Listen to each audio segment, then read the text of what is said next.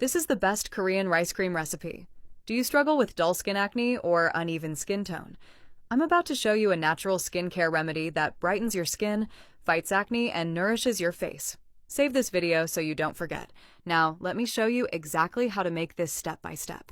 First, grab 1 cup of rice because it's packed with skin-loving nutrients like vitamins B and E, amino acids, and antioxidants.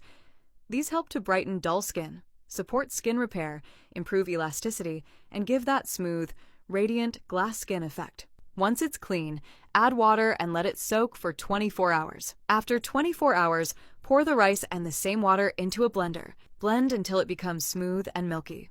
Next, strain it. Now, leave the liquid to sit undisturbed for a few hours. It allows natural separation to occur. Carefully pour away the excess water and keep the thick layer. Now, let's turn it into a cream. Take 3 tablespoons of the rice extract and add it to a clean bowl. Next, add 3 tablespoons of aloe vera gel. Then add 3 tablespoons of coconut oil. Now, your natural Korean rice cream is ready.